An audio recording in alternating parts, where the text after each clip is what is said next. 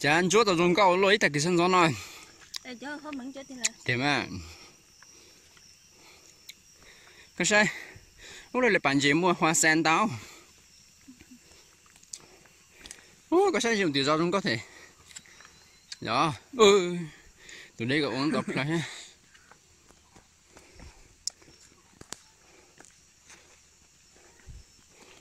một tay cà phê chúng cậu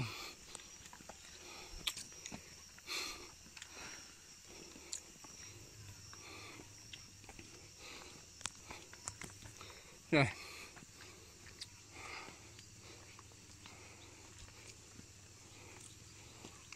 chúng con thịt tiêu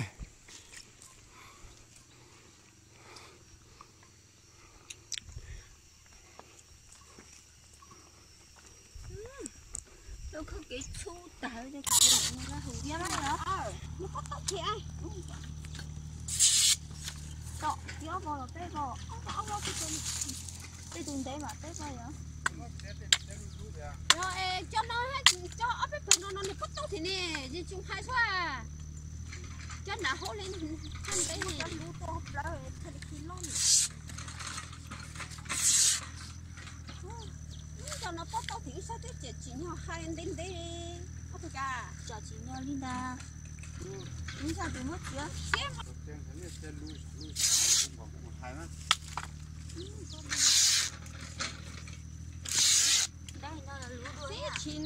đây là tao là tao kín nó ra trên đá về lỡ hắn lia chứ cái nó bật gió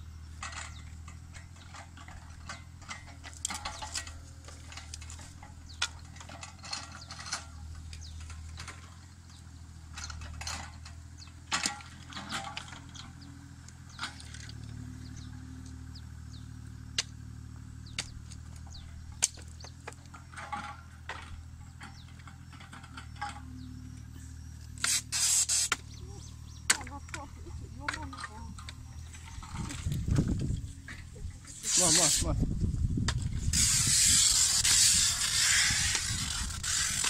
Tê hành. Nó chiều hỏi tiêu nó. Tấn lò thì lô có tấn rồi. Nhưng ăn chừng để trốt thiệt.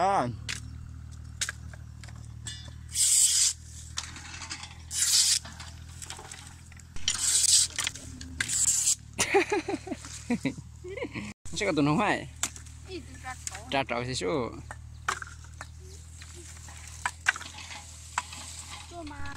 quay rồi chị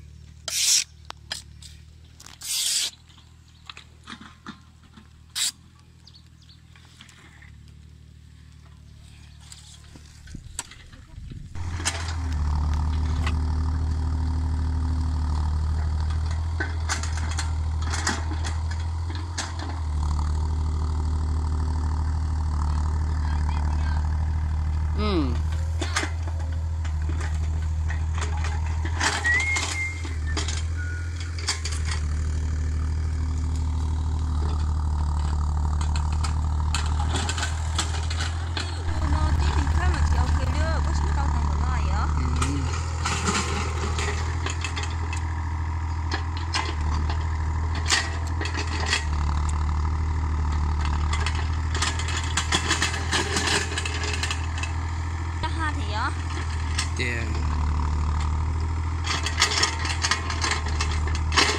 Bây giờ để tao bắt đi thay đó.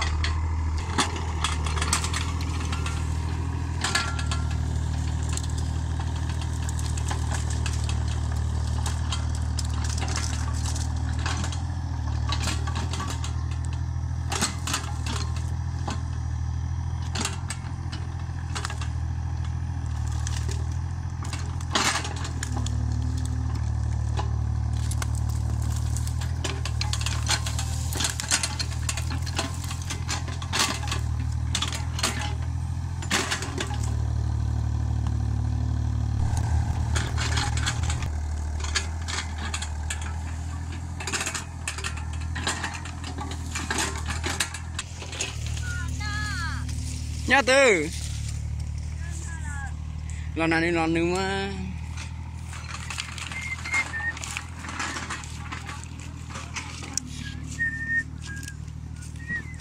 Chả pha luôn đi luôn.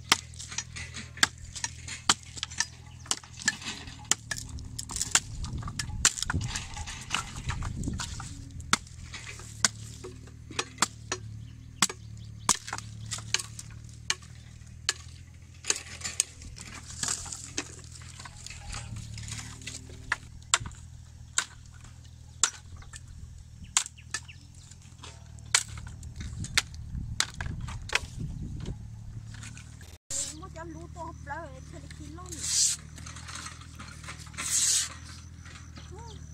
cho nó to thì sao thế chỉ nhau hai anh đến đây có phải cả cho chỉ nhau Linda nhưng sao tụi mất chưa xem mà đó xem đấy hả nó có tóc thì ai tóc kéo vào là té vào không có cái đường đấy mà té vào hả rồi cho nó cho ấp cái nó cắt tóc thì nè đi chung hai số à cho nó hố lên trên đấy nè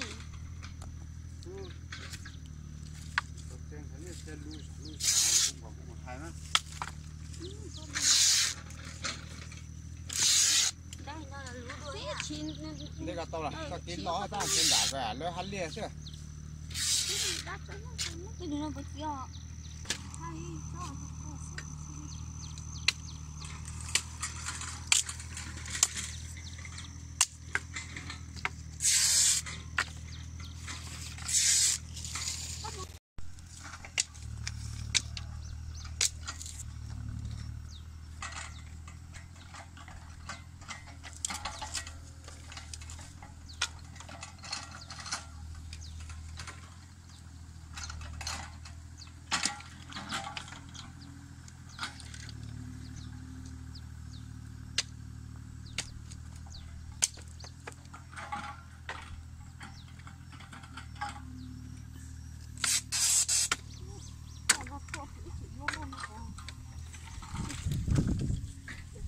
Vâng.